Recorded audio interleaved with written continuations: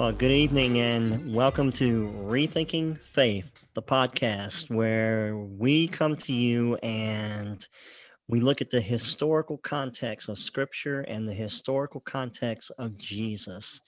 I'm Mitch Moyer. I'm one of the hosts. I'm joined with two other hosts tonight, James Ballard and Ray Luke. And the three of us together tonight are bringing you episode 2 out of season 2. And the title of this episode is the New Testament anti-Semitic? This is very interesting because as someone who has grown up within the church, grown up within the church education and theology, there's a certain viewpoint that gets taught. It's taken for granted a lot of times. I think a lot of times it's taken for granted and not even really realize some of the things that are said, the way they are said, or even the way that they are actually read in a translation of an interpretation that causes a certain thought. That thought being possibly anti Semitic. And so, what we're going to do tonight is I'm very excited, first of all, to have both James and Ray here with us. And between the three of us, I think um, we're going to hopefully prompt additional questions as we open this up a little bit, give you listeners out there an opportunity to listen, take notes, do a little bit of studying on your own, ask, come back, ask questions. Make sure that you join us on the Rethinking Faith Facebook page, and you can put notes and questions there as well. So what I want to do is open up. I'm going to start first by moving up toward James. And James, how you doing tonight, brother? Good. How are you guys doing? Doing Let's see. great. And Ray, how Good, about good, good. yourself, man? Doing good, brother. Doing good. Thank God. Good. Thank you, guys. I appreciate you guys getting us, having us all three here get together tonight with our crazy schedules as they are, but to get the three of us together at one time is really exciting for me. Um, Let me ask you a question, James, as we begin to unfold this a little bit. And it's a simple question. And as we look at specifically the New Testament writings and how these writings are read as we read through the Gospels or we read through certain letters within there or within the letters of Paul. Um, and we use a word like anti Semitic, and we use in the context of the New Testament. Why does it matter? Why does it matter that um, we, because I know a lot of people that will say things that they'll repeat things that are said from a platform, or they'll repeat things that are said from a certain translation. Um, but why does it matter, James? Yeah, that's a good question. I would say a lot of times a bad theology is a bad theology. At the end of the day, there really is little harm in most bad theology. But in this case, we have centuries and centuries of traditions, decontextualized words translated a few times out of their native language. And you get to like you said earlier, you get to an impression that seems as if all Jews are heretical to Yeshua faith, and all Jews as a people are somehow antagonistic to God. And as you look at that through the centuries, that may not be so apparent today to people. When you look through the centuries, the words of Martin Luther, um, John Chrysostom, you look at Justin Martyr, you look at all the church fathers going back, they have some blood on their hands with this topic that we're touching on tonight.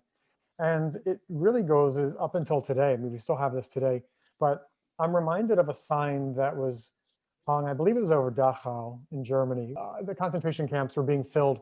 There was a plaque that said, "You were here because you killed our God." Yes. Right? So Jewish people know this, and they associate this with the church. And for this reason and many others, Jews are forbidden to read the New Testament, and they want nothing to do or not even mention the name of Jesus or Yeshua because of this, what I think all hinges on this misinterpretation. So this is a big one. This is very important. That's very good. That's very good. And as you mentioned, Justin Martyr and Martin Luther, and these are teachers and scholars who formulated a lot of the thought by which today's Christian theology, what you hear about within the church itself today. And a lot of people, like I said, are not necessarily going to really go deep into doing their homework as to, well, did Christianity start with Paul, or did it start with the church fathers, or did it start with Jesus? Whatever their starting point is, but then they get to a point where when you talk about anti-Semitism or anti-Semitic being in the New Testament, because again, like what you alluded to, you hear the Jews killed Jesus. And when I hear people say that, a lot of times they're saying that representing the whole population, Yeah. that whole population of Jews. They're using the term Jews. Okay. So what I want you guys to do tonight is kind of open that up a little bit, because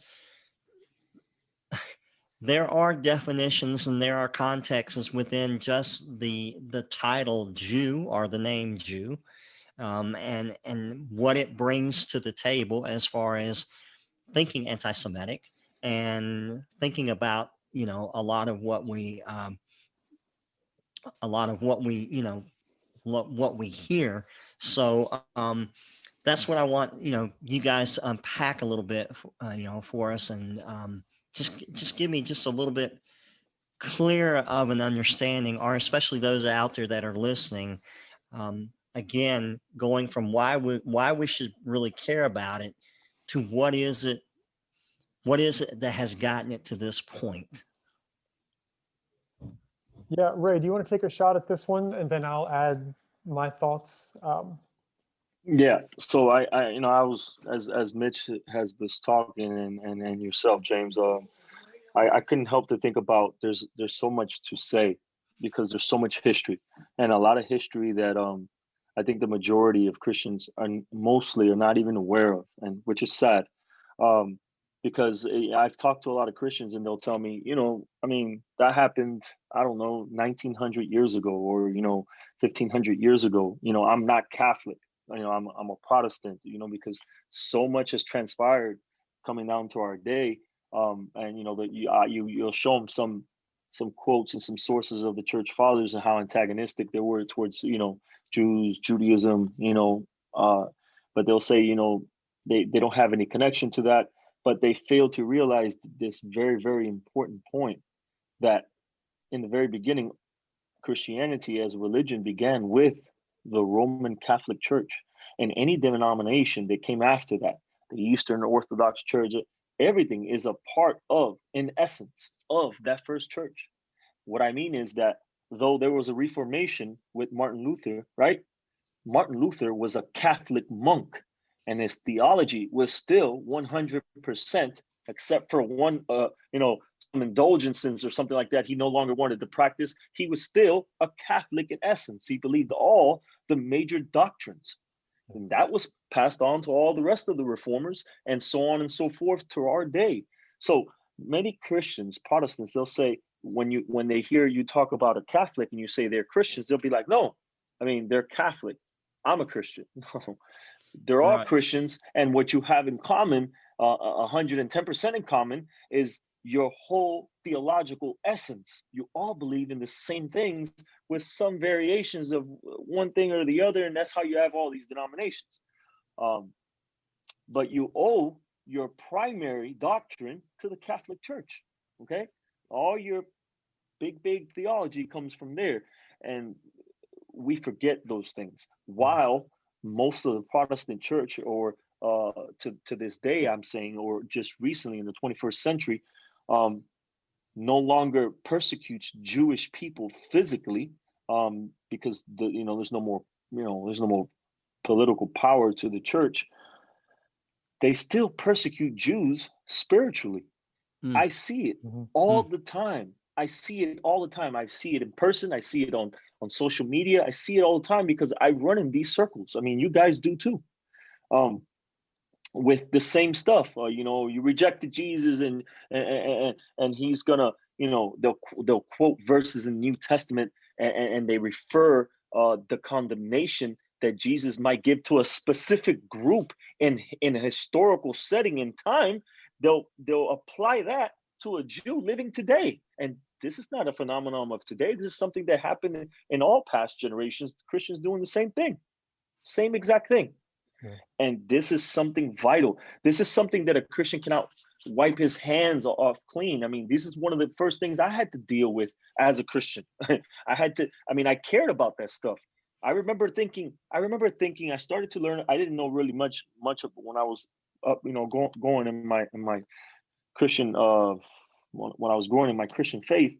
I remember thinking, and when I was learning about Jews, you know, their beliefs, and I was like, man, I mean, these people are solid. I mean, extremely solid. When I began to learn about Jews and Judaism, I mean, I fell in love, right? And then I came to this question one time that I think it was one of the things that kind of set me on the path real quick to leave everything that I knew once upon a time. And it was all the Jews that died in the Holocaust, right, by Christian Germany. All these Jews, a lot of them who were faithful to God, dying, you know, saying Shema, faithful to God, obedient to God's ways and laws and his will, these people are going to hell because they did not accept a certain type of theological Jesus. But the Christians who are doing the killing, they are going to heaven because they believe in Jesus. Yeah.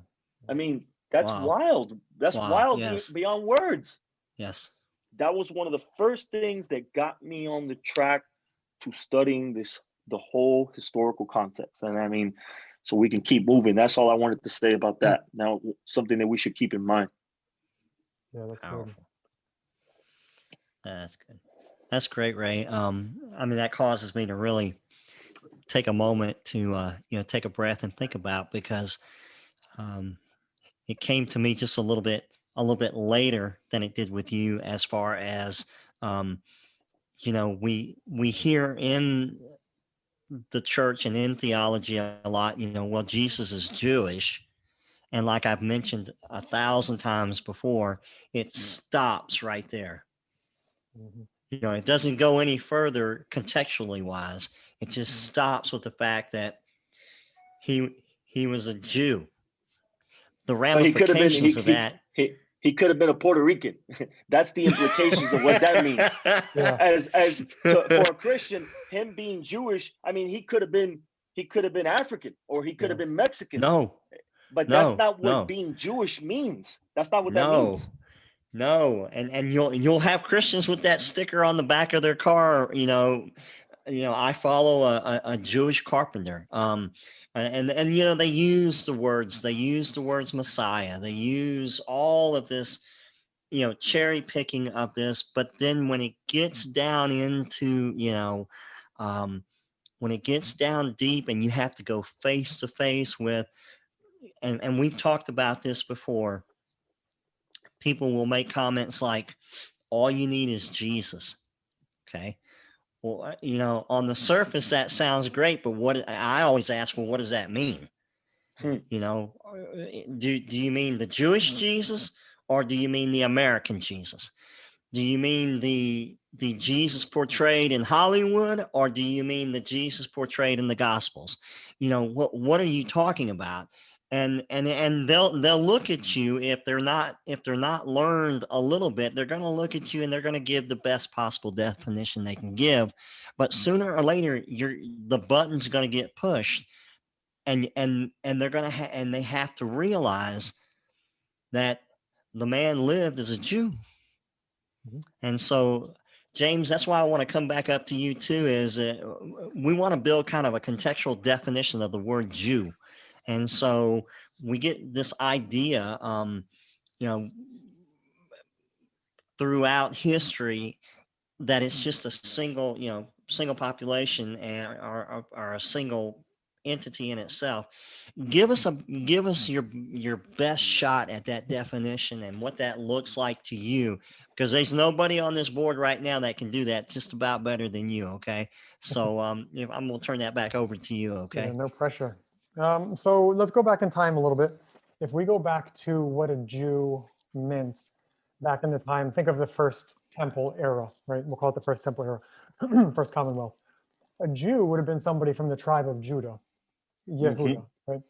Now, and I'm of the belief that the 10 tribes were never really lost fully. There, you see evidence of the 10 tribes returning in the New Testament. Paul says Yep. he's from the Yep. tribe of Benjamin, right? So there, Yep. so you notice that all of the tribes are back in Israel to some extent by this Second Temple era. Now, what you're seeing is people still know each other by their tribes, but the Yep. tribe of Judah becomes more elevated because it's from this tribe that the Messiah will return.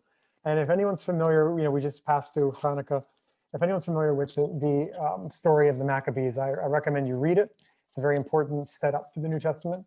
You'll see that the tribe of Judah stood up, and the tribes together, they rallied and they took back the temple, and it was a very powerful time, right? So the tribe of Judah are the tribe who sits on the throne in Judea, which is where Jerusalem is.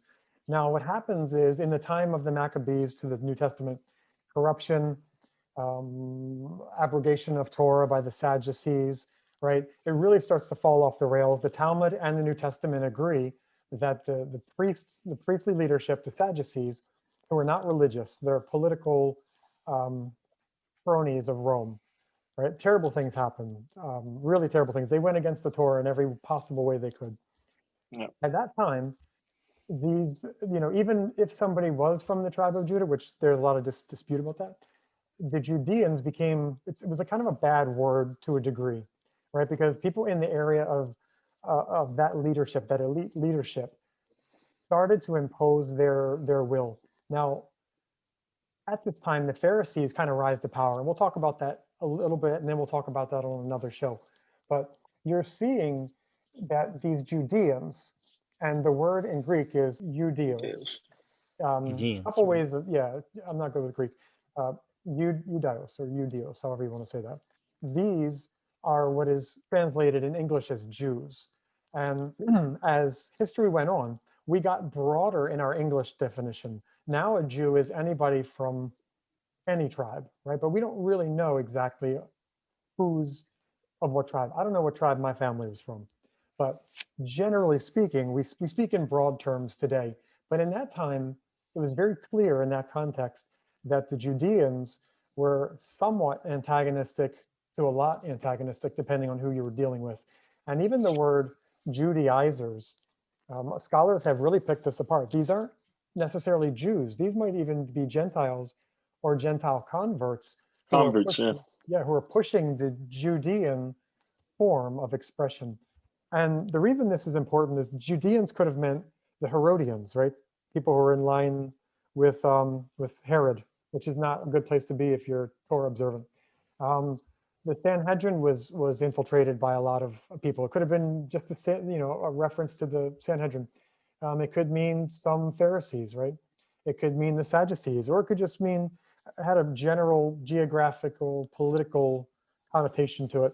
And David Yep. Stern says that we should, wherever we see Jew, consider the word Judeans and understand it in its political, political, religious context. Yep. Not all Jews the way we look at it today. So when a new Christian picks up a Bible and says, the Jews are the sons of Satan or whatever, we'll go into these verses. The language in the New Testament would be very specific and contextual to a political party. Hmm. And before I go too far on that, we should also know that this is before the Mishnah, this is before the Talmud. And for those who aren't familiar with those terms, that is the later codification of Jewish law, which up until that point was oral. So in the days of the apostles, the apostolic era, there were there was oral tradition, and it was usually battled out verbally. That was that was Jewish sport. They would discuss halakha, right? They would discuss these things. Do we eat this after this happened to it or not, right? These things, do we wash hands before food or not? These were disputes that they weren't codified yet. So, and it was a very difficult time, and we'll cover this in a Pharisees focused show, but the way people navigated this very difficult world was through these disputes. And those two sides, if you will, these two polar sides, were all under the house of the Pharisees, and there were two of them, house of Hillel, Rabbi Hillel, and the house of Shammai. And all undergirding all of the New Testament are these Hillel and Shammai disputes, right? Yep. Shammai didn't think Gentiles could earn a place in the world to come unless they were circumcised. And Hillel said, if they convert, immersion is what they'll need. And these are, you can find these in the Talmud. And that's exactly what we're seeing, why the apostles feel immersion works and not circumcision. So all that to say, it was a very fluid time. I think it's the Jerusalem Talmud talks about something like 20 plus, maybe even 24 discernible streams of Jewish thought. And some believed in Messiah, some didn't, right? Some were zealots, some weren't so violent. Some were Galilean, right? There are all these different groups at the time. So the English definition really leads people down a dangerous path if we Yep. don't translate that correctly. Yep. Well, Very good point. and Yep. Very good points. yeah, absolutely. So how then we see, it's like you said, the problem is that we see Jews as the enemy of Yeshua. Yeah. So how did it then get to the point to where, it was seen that all Jews were lumped into that group together as being responsible for what happened with Jesus? Because ultimately we want to bring this into context of the writings of the Gospels and within what happened with Jesus. And so how does that average person distinguish that thought as they read through that? Because a lot of what you mentioned is going to require a little bit of homework. It's going to require a little bit of time on their on their side to get to that thinking level, to be able to distinguish that. But it is, as they're reading through the New Testament or through the Gospels and looking at this and hearing this through a interpretation or translation, they also need to understand where that translation is coming from, and what's prompting that interpretation to make that particular translation. Because a lot of them think that that was written by was written back in Jesus's time. It's got his initials at the bottom of it, or King James's initials in the bottom of it. So but it sways the way it's written, correct?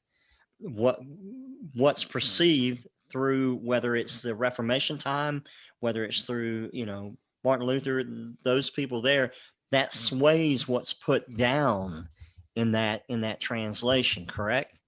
So to address that when they look at it or when they read it, because it goes back then again to things like sola scripta.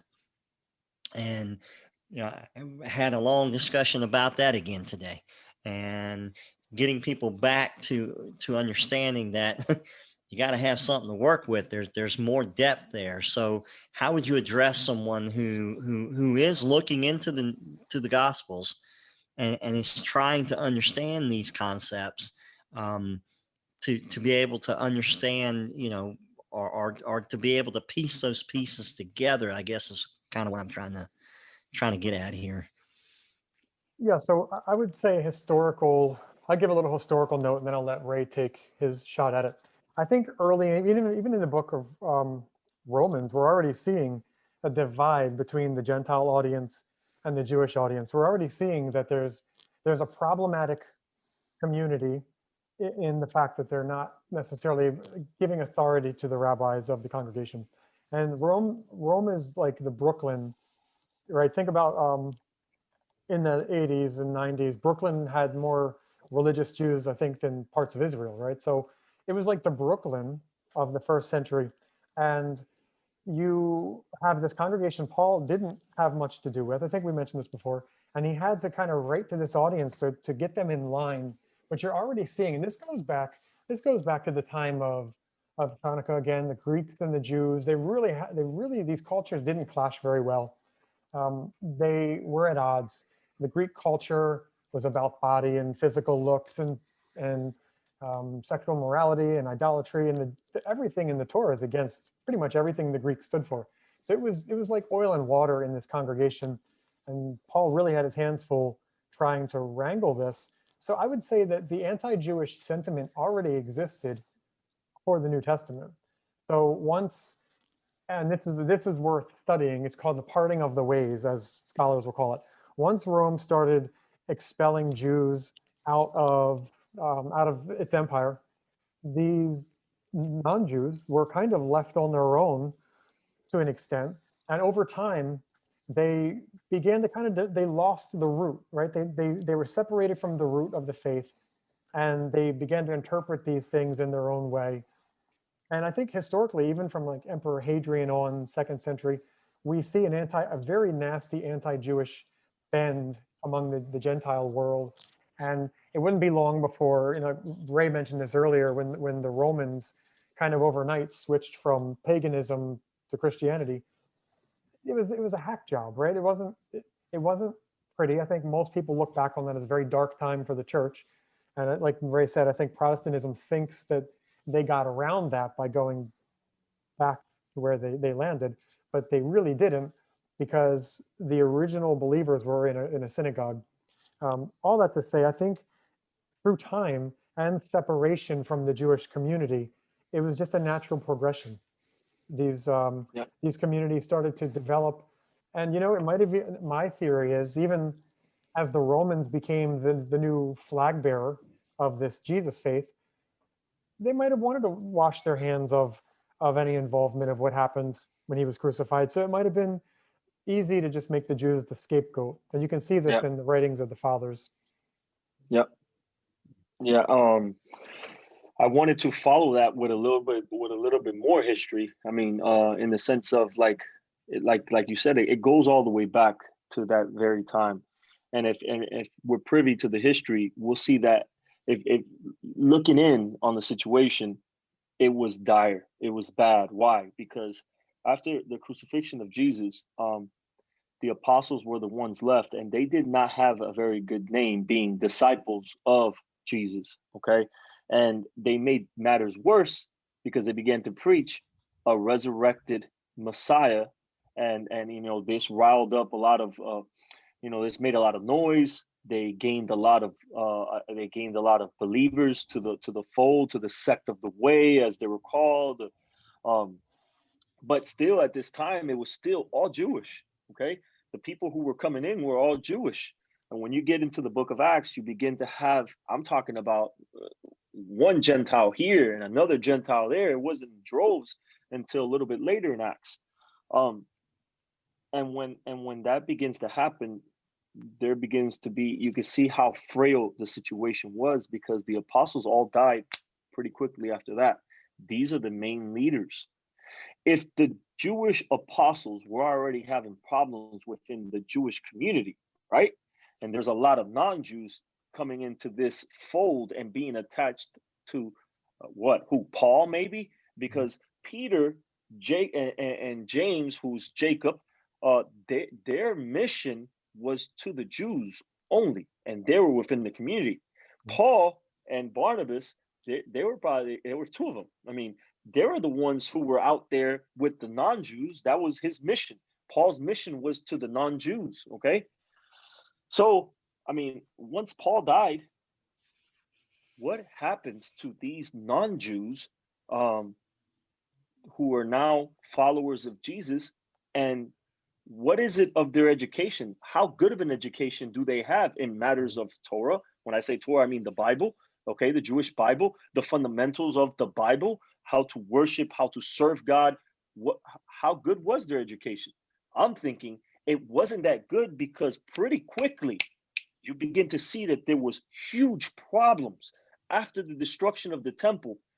and it was sealed. They were the Jewish community was able to really make it very difficult for Jewish believers to stay in the synagogue, even though they kind of still did. It was very difficult. You begin to see in the writings of the church fathers, when they talk about these things, that there was already a schism between believers in Jesus, period. I'm talking about the Jewish believers and the non-Jewish believers. There was already a rift in between the two believers in Jesus. Okay. So these newcoming Gentiles already had a lot of arrogance, because they begin to call the natural descendants and natural followers of the Jesus line, they begin to call them heretics. Okay. They begin to connect them to heretical streams and cults. Okay. And the Evyonim, as they were called, the Ebionites and the Nazarenes, not so much, they were a little bit more accepting of the non-Jews, but the Ebionites, they didn't want nothing to do with these non-Jewish believers, because a lot of them being connected to Paul, it was already being said that they do away with the law. Yeah. Okay. And then when you read the historical church fathers' writings on the Ebionites, why do they label the Ebionites and the Nazarenes as cults and heretics? These are the reasons that they give. Because they keep the Torah just like Jews. They eat kosher just like Jews. They keep the holy days just like Jews. They pray facing Jerusalem. They reject the divinity of Jesus. These are all the reasons that the Ebionites and the Nazarenes are rejected. So you could see that pretty early on, okay, there was already big problems, okay? And as the time continues, that gets sealed. And it was over. And the Jewish believers of Jesus, really having nowhere to go, living in limbo land, it is taught by scholars that some scholars say that they began to be kind of separate, and that becomes difficult because without a community, you're bound to disappear, right? And without numbers. So some of them says that they got lost. They went and began to stay in the Christian community and got lost in there, either converted, or began to become really gentilized like a Gentile, and to worship like the Gentiles. Or a lot of the Evyonim went back into the Jewish community and had to hush hush about Jesus. And within some generations, just got right back into traditional Judaism without no belief in Jesus as Messiah. The scholars follow these Jews to even beyond the 9th century, which is pretty remarkable. In the Arab lands, 9th, 10th centuries, in Arab lands, still worshiping as Jews. They're recorded in like Muslim sources, Muslims talking about these Jewish believers in Jesus who are just like Jews. So really interesting stuff. But man, we could see that rift, like you say, that parting of the ways very early on. So those sentiments, the Gentile sentiments towards the Jewish people, was very early. And the biggest problem is that they shot themselves in the foot right from the beginning. They disassociated and disconnected themselves from the root of Jesus. Okay, what made him so special, what made him so holy. It's not that he's a flying angel with an aura around him. What made him so special was the will of God inside of him. What is the will of God? The word of God and how he internalized it. This is what made him special. But the non-Jews, they didn't understand that. They thought that he was like Hercules. He was like any of the other Greek Roman gods. The emperors, they were all demigods. And this is the way they began to look at Jesus. This was the problem. Yeah, and you just brought up a really good thought that I forgot. If someone is interested in this, look at the writings of Tacitus. Look at the writings. Actually, go to the Clement homilies. You can find them online for free. It really shows you how the Roman culture, the Roman values, the values around, pretty much everything. The Jewish world, the Torah, was in opposition to the Roman world, the Roman way of life. And some of the philosophers like Tacitus or Appian, they really let the Jewish people have it because they think they're atheists, because they don't celebrate all the gods. They are bringing danger to the nation because you're not taking part in our celebrations, right? It's pagan, it's idolatry. They can't, the Jews, they can't do Yeah. that. Yeah. And they're really angry because of the celibacy of their women. The monogamy, the monogamy of the women. They don't sleep around. That's not cool. You know, Appian says that. So everything that the Jewish people did, remember they were at war with the Greeks and they were at war with the Romans. So it wasn't a popular people group long before the New Testament. It was very, on the large scale, it wasn't popular. But on the other side, it was becoming popular through Yeshua and the values that they offered to that minority. Yeah. But yeah, historians on the Roman side, there's a lot there. Read the Clement homilies. I think it gives a good picture of that as well. That's Yes, great, sir. man.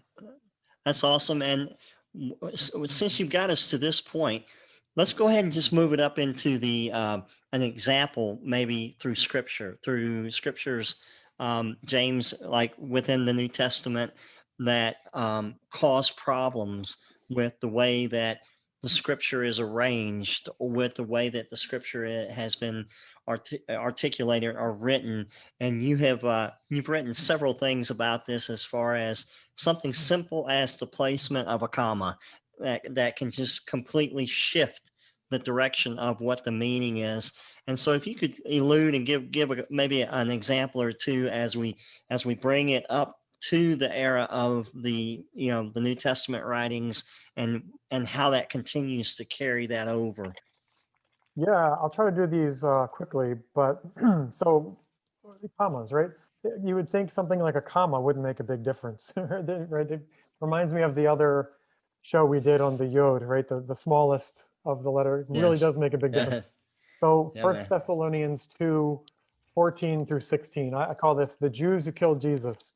Now the NIV says, you suffered from your own peoples the same things those, and they say churches here, suffered from the Jews who killed Jesus. Right?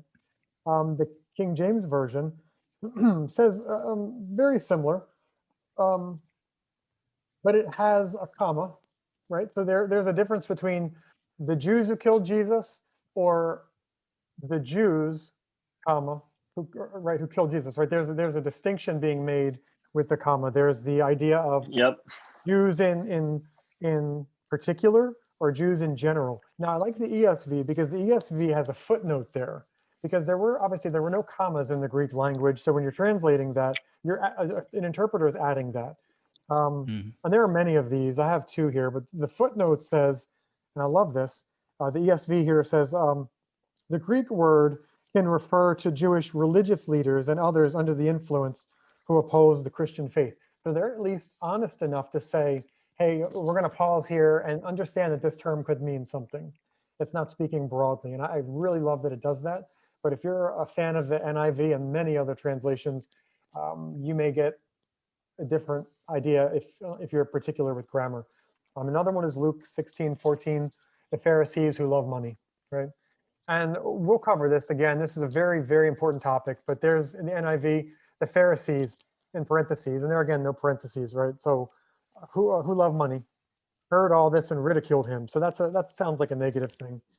Um, King James, Luke again, 16:14, and the Pharisees also, comma, who were covetous, comma, heard all these things, right? So we already have some variation in translation. And then again, the ESV, it puts the commas back in. And what we're getting from the King James and the ESV are footnotes about a particular group, whereas the NIV is kind of leading you to think that all Pharisees love money. And if you read the Yep. Talmud, you'll understand that that's not true. These are the Pharisaic theology is the foundation of New Testament theology. If it weren't for the Pharisees, the New Testament would have no context and Yes, it sir. would be completely foreign. Ray, we've spoken about this in the past, that shooting that happened in, I think it was Pittsburgh a few years back. It's that John 8:44 verse. You had some pretty good thoughts on that. You want to take this one? It's fun to see them. I can read it if you want. Let me read. I'll read the passage. This is probably a Okay. really. This is when Ray and I spoke about this. The shooter of that Pittsburgh synagogue shooting, he posted this on his page before he went into the synagogue and killed. I think it was over 10 people. It might have even been like Yeah. 12 people. Okay, the verse John 8:44 says, "You are your father. You are of your father, the devil, and your will is to do your father's desires. He was a murderer from the beginning and does not stand in the truth because there is no truth in him. When he lies, he speaks out of his own character, for he is a liar and the father of lies." So Yes. some translations will say you're the sons of Satan, and Yes. that is echoed in the church fathers. The church fathers take that quite literally, and we even we should dedicate some time to what Satan means in the Jewish worldview. There's a lot of room for interpretation there, but this seems in English pretty straightforward. And someone who is a little off balance, as we've seen, will use this to justify why Jewish people, right? We're talking broad Jewish people, are the sons of Satan. And this is where I think you helped me at some point. You helped me find some verses in the Talmud on this. Yeah. Yeah. Yeah. I mean, I'll just deal with the fact that okay, he's talking to a group of Pharisees, but very quickly, it seems like subconsciously Christians believe that this is to all Pharisees everywhere, without having any context to the fact that there were various schools of Pharisees. That it's almost like they forget the rest of the New Testament that they also have read, like that Nicodemus is a Pharisee and he comes to Jesus and they talk, they have fellowship together. Nicodemus calls Yeshua a rabbi, just like he is a rabbi. Joseph Arimathea, also a Pharisee. He is the one who gives Jesus his burial plot. Okay. Yeah. In the book of Acts, it talks about various believing Pharisees who believe in Jesus, who are part of the circle of Jesus' followers. Okay. But then again, we have the church fathers or Christians denigrating, or when you think about a Pharisee, what is the word that people think of? Hypocrisy, hypocrites, right? They think of them like this, but Pharisee doesn't mean that. A perush, that's not what that means. Prushim, the Pharisees meant that they were men of great piety. Uh, they were the popular group in the first century, in that time of Jesus. They were the teachers of the people. They're the reasons why, okay, Christians today can read the Bible for themselves, because they were the ones making it popular, that they said the will of God is for everyone. It's not just for the priests, for the Kohanim. It's not just for the judges to teach to the people. No, the whole congregation needs to hear the word of God. They need to know the word of God for themselves.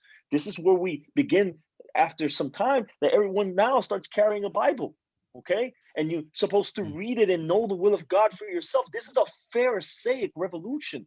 The Pharisees came up with that, okay? But again, they read these passages.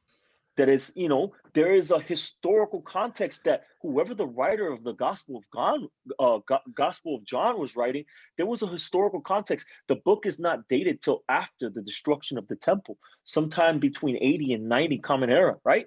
You know how much had happened between the Jewish community of the Jewish believers and the Jewish community in general, okay? After the destruction of the temple, through some type of prophetic announcement to some of the believers in Jesus right before the destruction of the temple, they left before the revolt happened and over 1 million Jews were killed. And the Jews that stayed, these Jewish believers, they fled to Pella, okay, in the Jordan. And they were able to miss that destruction where over 1 million Jews died.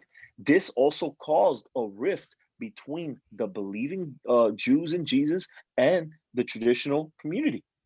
Okay. And so you see things like this. A lot of people are missing that type of context. Okay. That you are of your father, the devil, so all Pharisees are now sons of the devil. Okay. this is the way that it has traditionally been read. I've heard it plenty of times, but it's missing context. I'll let you, James, share the source that we have that you brought up from the Talmud and Yevamot, and explain that, which gives a lot of the context. I mean, I can tell you what that those terms like sons of Satan or being a rabbinic demon. What does that mean? It is a discourse in debate between rabbis of the same faith and belief. It didn't mean what a lot of Christians made it out to be. Yeah. Okay, as a very, very negative term. So I'll let you get to that source, bro, so you could explain that. Yeah, and this is one of those areas where unless you read the Jewish writings, the rabbinic writings, you really are at a loss to understand these. So I give people, I feel for people who pick up the Bible sola scriptura, because it really does read that way in the English, right? So from the Talmud, Yevamot 16a, we see a discussion between some rabbis, and here we have a Pharisee disagreement. And again, there are two houses of Pharisees. One is, I don't want to say lenient, but more, we'll say lenient for now. We'll talk about this later. But they kind of bring the Torah down to an accessible level that people can start with, even Yes. Gentiles, right? Even Gentiles. There are brilliant stories of Hillel and converting a Gentile on almost no parameters just to get them started. Yes. And Shammai would say, nope, you have to be a little more serious about this, and chases them off, right? So Shammai gets they get a negative view often, because they're coming at this a little bit more hardcore, and they're expecting more from people than they can probably do. Whereas Hillel's trying to bring it down. So here we have an argument, and a guy says, he said to them, "Did you hear that Dosa ben Harkinas issued this ruling, or did you hear that it was stated by Ben Harkinas?" Right? So they're asking about a particular ruling, and they say, "Who did you hear from?" And they said, "On your life, Rabbi, we heard it simply from Ben Harkinas." He said to them, "If so, it's no wonder, as I have a younger brother who is the firstborn of Satan, extremely sharp and as brazen as a demon, and his name is Jonathan, and he's among the disciples of Shammai, who issued the ruling." Right? So we're getting this idea that this Beit Shammai, the house of Shammai, comes down with really aggressive, strict rulings that aren't practical, right? It's said that in the Messianic era, Shammai will be the level all people are held to, and we'll be able It's to. an elite class. The school of Hillel was like an elite class. Yeah, like Shammai is the elites, right? They're the ones who are. That's only a few people can keep that level. Yep. And they demand the perfection. Hillel is saying, okay, look, let's start with A, B, and C first.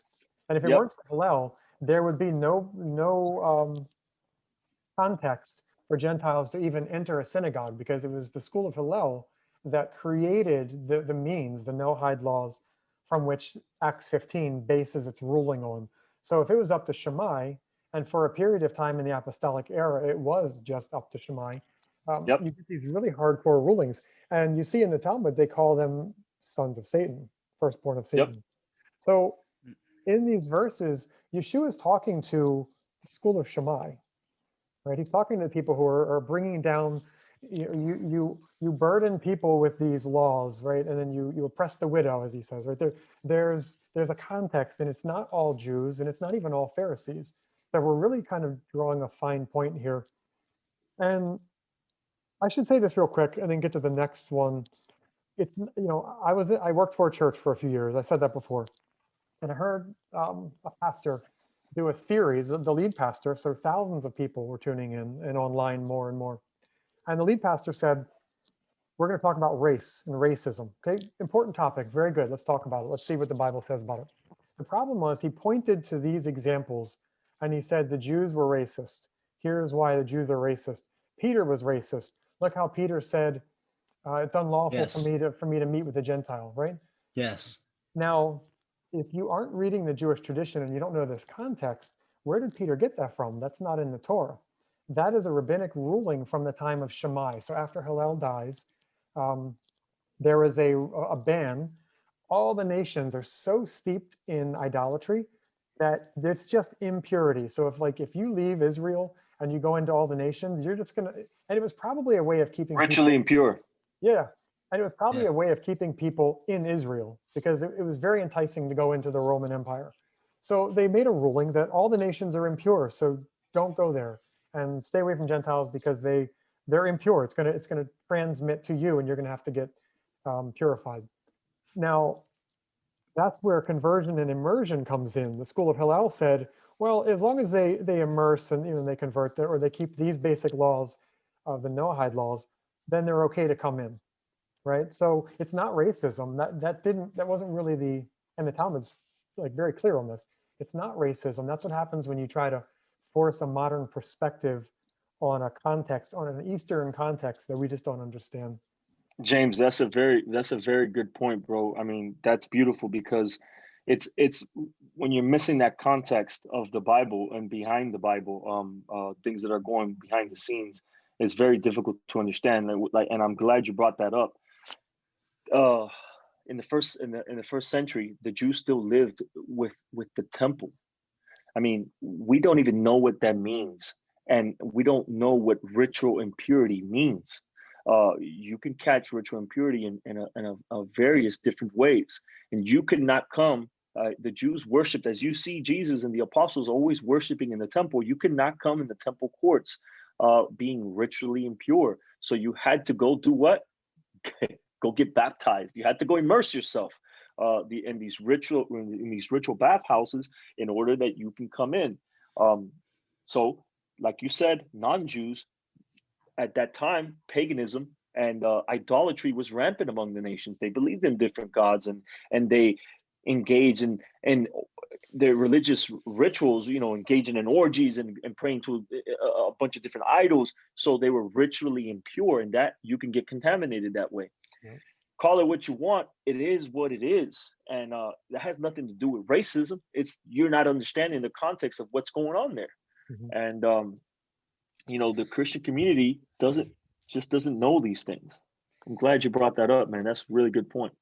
Yeah, I mean, when I approached that pastor and said, "Hey, the way you told that's problematic. You're kind of teaching people that the Jews are racist. You're Yes. using them as the scapegoat, right?" Yes. And he really didn't have a lot of empathy or he wasn't really apologetic over that. He kind of just felt that's what the Bible says, and I Yes. went to seminary, so there. Yes. Yikes. And that, guys, that was a powerful couple of minutes because that is still prevalent today. That is still the example used today. And that is why I'm sitting here and listening and understanding the importance of context, the importance of the Hebrew scriptures, the Hebrew Bible, the background by which the Gospels, the background by which Jesus himself thinks, understood. That you have all of that, and then now you bring it to today, which is influenced by teachers, pastors, preachers, whatever you want to call them at the time, that are still using the example of racism pointing toward Jewish people. Or you have culture, and you have culture where it influences the thought, like movies like The Passion of the Christ and some of the influences by which you see there. Yeah. And James, I'll let you finish it out with this thought here. As in The Passion of the Christ, it shows the millions, okay? And so in the minds of those Christians as they're thinking, and that's a very, very sensitive time. It's a very sensitive uh, period for a Christian to think about. But then you start throwing in not inappropriate, but incorrect visuals of what's, what really went, what was there, what was the context of what was going on there, or the amount of people and so forth like that. It shifts the thinking, just like someone using racism over impurity, spiritual impurity.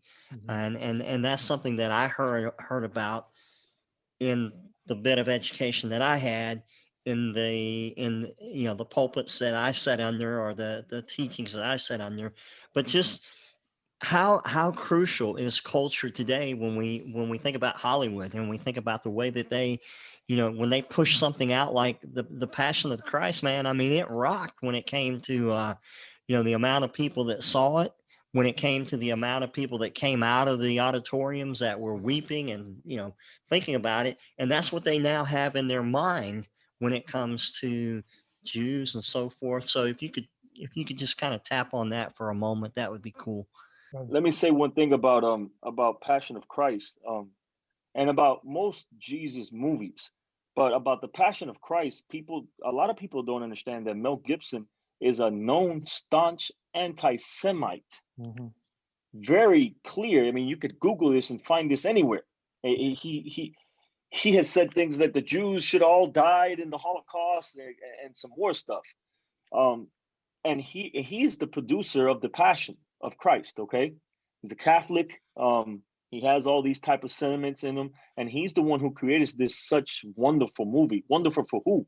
Mm-hmm. And most movies about Jesus are done by who? By Christians. So there's always going to be a bias, just like your Christian, just like your English translation, or most translations of the New Testament, because none of us can read Greek, right, are done by Christians, usually with a slant or some type of bias in the translation. It's the same thing with the movies, man. They paint a picture, glossed over, the same gloss that the New Testament, when we read it with, it's also in the movies. And so that's why the Jews are still depicted as what? The enemies of God, the enemies of Jesus. Yes. And of his message. So this is the huge problem. And I'm sorry, man, no, I'm not sorry. It's just one of those things that we have to tell it how it is. It's just what it is, and we have to be able to deal with that. Yeah, that's very powerful. And we, right? Like, we weren't there, we didn't do it, but it's our generation's turn to make right on it. So, and I will say Vatican II in the Catholic Church came out of the Holocaust, and they realized that they were somewhat guilty for creating this image, and they made some changes, in their general doctrine. But it takes a long time for that to Go down, yeah. And I grew up Catholic, and I somehow also grew up anti-Semitic. Figure that out, right? So this is powerful for me to be able to come back and see this. But yeah, Passion of the Christ, what a terrible time for Jewish people when that movie came out, and what a very powerful, seemingly accurate movie it was for a lot of Christians I knew. Yes. And you said it perfectly. How do you go from the crowds of people, in Luke 19, he's drawing near, and he's on the way down the Mount of Olives, and there are people shouting, droves, right? Hundreds of multitudes. It's just people praising him. And somehow overnight it turns into everybody against him. Like, that doesn't seem reasonable, logical, and there's a problem, right? So visually we have that image, and most people, if you ask them what the scene looked like, they either leverage the Passion of the Christ or the movies that I think all of us saw growing up. It's this multitude. So interesting. I'll go through this. I'll try to unpack this. So again, in Luke, he comes in. He's coming over the Mount of Olives, and he's coming down. If you've been there, it's like Jerusalem's at the base of Mount of Olives, and you go over the Kidron Valley, and you're going through the gate. And he was teaching in the temple. And Luke 19, 47, 48, and the chief priests and scribes and the principal men, they were seeking to destroy him, but they didn't find anything they could do, for all the people were hanging on his words, right? And we see this. They're afraid to touch him because there are too many people who aren't going to let it happen.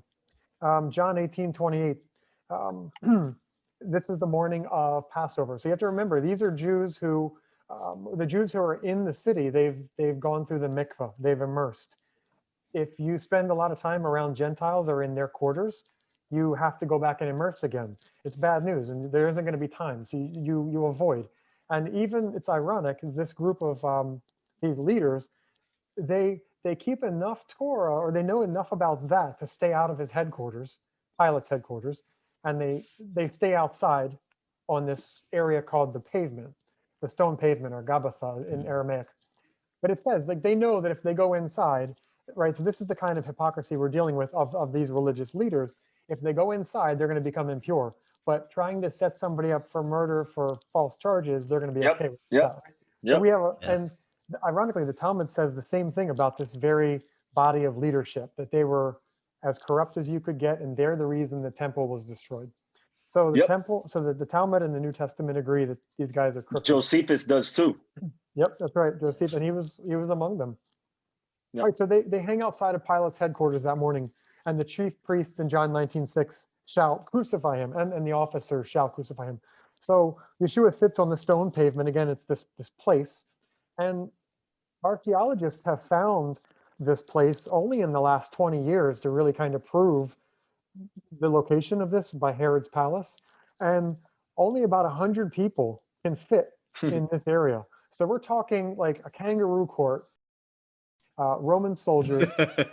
We have Sadducees and probably some Pharisees of the Sanhedrin, some of the crooked guys, but you only have about 100 people who can fit in this place. It's not thousands and millions of people. And we'll post a link online there. You can look this place up. We'll look it up, Gabbatha or the stone pavement.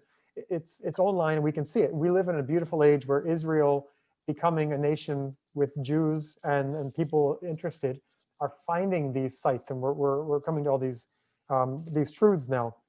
For James, centuries, really quick. I'm sorry to cut you off. Let me say this really quick. That at the time that Jesus lived, the Jewish community, the court, did not have legislation to put people to death. right. Okay, this is the reason why some of these corrupt leaders, majority Sadducees, the Sadducean priests, and maybe even some corrupted Pharisees, not all, not even close to all, conspired against him, and they sold him and gave him up to That's right. Rome, to Pilate, because they could give him the capital punishment. Yeah. Brilliant, beautiful point, because they didn't have the authority to do that at this level. So, Yeah. John 19 shows us the Jews, again, Judeans, said, "Away with him, crucify him." So we're talking about Judeans again. Go back to the beginning of the podcast. And then they say in the same verse, "We have no king but Caesar." So these are not Torah abiding Jews. These are basically these are the cronies of the Roman Empire. And the Puppets, yeah. Yeah. And in Luke 23:5, the chief priests say, describing why they need to get rid of him, because he stirs people up from Judea and Galilee. So even though the Judean leadership has a problem with him, he still has the hearts of the Judeans and the Galileans. And you fast forward to the book of Acts, Ray, you talked about this earlier, Acts 21:20, James says, "Look, and they glorify God. Look how many thousands there are among the Jews." Again, look, Judeans, probably broader in this sense. Right. Of those who believed, and they're zealous for the law. And then later in Acts, throughout Acts, we see Paul say he's a Pharisee still, and we see that there are Pharisees among the believers. And all of that to say, the image that we're sold in Hollywood and through these translations is that the Jewish people, as an entire people group, all tribes as we define that word today, are somehow guilty. And I can tell you that's not true. Even if you try to say it's all the Pharisees, it's not even all the Pharisees. There are many Pharisees who are part of the believing community, the way. So we really have to be careful. And, I like to come back to this. One of my rabbis taught me this. You have to be careful when you're cursing the Jewish people, because it's the one people group in the world that multiple times God says, you curse them, you'll be cursed. So I still think Yes. that holds. I think it's a very Yes. powerful warning for us to be a Yes. little bit careful when we read these translations. Yes. Wow. Furthermore, man, I mean, Christians are great for saying that Jesus died for my sins, right? What is he only good for your sins, but not for the sins of his own people? I mean, if you read the New Testament in context, I mean, he didn't even raise any type of excuse. He just went ahead with it, and they crucified him, right? And what did he say? What did he say from the cross? Father, forgive them. I mean, he asked God. He asked God to forgive even those who betrayed him. Certainly, not even a majority. It was only some of the elite class. Okay, and he prayed that God would forgive them. He Mhm. prayed that God would forgive the criminals who had done something, that were on the cross next to him. God prayed that he prayed that God would forgive them too.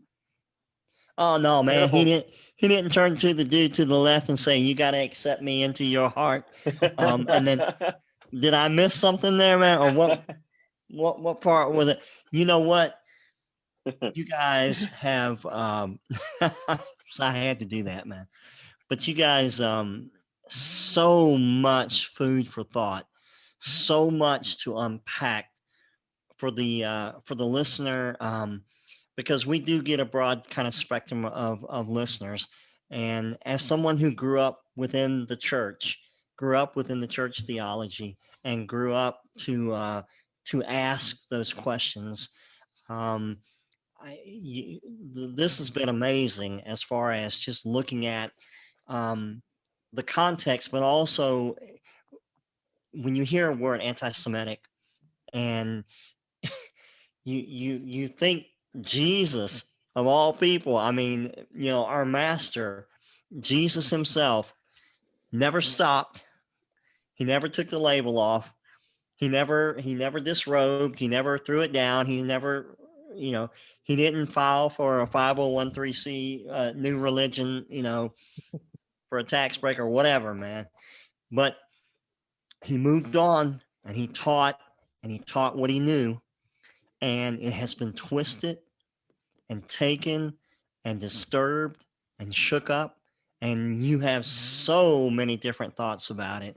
And just as I look back and think about some of the things I've heard in this past hour with you guys, um, and some of the things that I continue to learn, it just reinforces the importance of that historical context. I joke around and I say this is the podcast you don't want your pastor to know that you're listening to, but it really is, because if you're not careful, you're going to walk out of here with some questions, and you're going to walk out of here with some thoughts that you're going to start asking these questions, and you're going to start looking at these thoughts, and you're going to put it to them, and you're going to cause some people to become very uncomfortable, and you're going to make them do their work. Um, Teachers today don't have to work. It's all about programming, and it's all about just 3 points. I'm good. I'm out of here, and I'll hit the restaurant before 12 o'clock. But any of you guys, before we close this thing down, either of you want to add a point to this, and just before we shut this down? I mean, I think we ironed it out pretty well. And I'm very appreciative of this time. I want to thank God first and foremost, and you guys, man, Mitch and James. I appreciate you guys for taking this time for us to do this important work. Yeah, I concur. I think this is, when you think about waking up and coming up with a podcast idea, I think this show has a lot to offer the world right now. We've walked between these traditions. We can share our insights, but when it comes down to which ones are the most important, I think this is up there with some of the most important, right? A lot of the other theological things, they don't have quite the negative history behind them as this one has. And unfortunately, the damage has been done. A lot of Jews, they're just not going to be open to what a Christian has to say about Jesus, Yeshua, because of the way this topic has been handled through time. So I think this is important, and I think we covered the points. Yeah, I think so yeah. too. I think so too, and I don't. I think that it should not be the only episode that we address this. I think we can hit it from several points and continue to build upon it, because in conversations that I have daily, just allude to this as we close this out. I spoke to a young lady yesterday who's in her mid 20s and who grew up within the Catholic Church, and from there had a family member who went on to seminary, and her experiences between just within the Catholic Church, not understanding a lot of things, to a family member that was pushing a lot of ideology that she just could not get answers to questions from. That's what disturbs me, is when young people like that, or people don't have a place to find those kind of answers, or they can't get those kind of they don't know the direction to go to research it. And that's what I hope that we continue to try to do as we continue with this, is not only do we give them this information, but also give them sources of where they can go and help them find answers to those questions outside of what we actually do within the podcast itself. So if we have any show notes from this, we'll make sure that we put them in the comment sections as we post this. And again, I am so grateful to be here, and I'm actually humbled to be here with both of you guys. It is such a blessing to have this opportunity. And for those of you that are out there listening, you're probably going to need to go back through this a second time with another piece of paper and a pencil and pick up on the notes that you might have missed. And maybe James and Ray will be kind enough to drop a few notes for us in the comment sections that'll kind of give us a little bit of an outline of what we covered here. But again, this was episode 2 of season 2, and just looking back at, is the New Testament anti-Semitic? And as we continue to rethink our faith, like I always say, don't take our word for it. Do your homework. Go out there. Look that there's a world out there that allows you the opportunity to study beyond just the superficial things that you might hear. Take those opportunities and delve into your faith and get a better understanding of it. So for James, for Ray, and for Mitch, I want to thank you again for joining us on this episode of Rethinking Faith.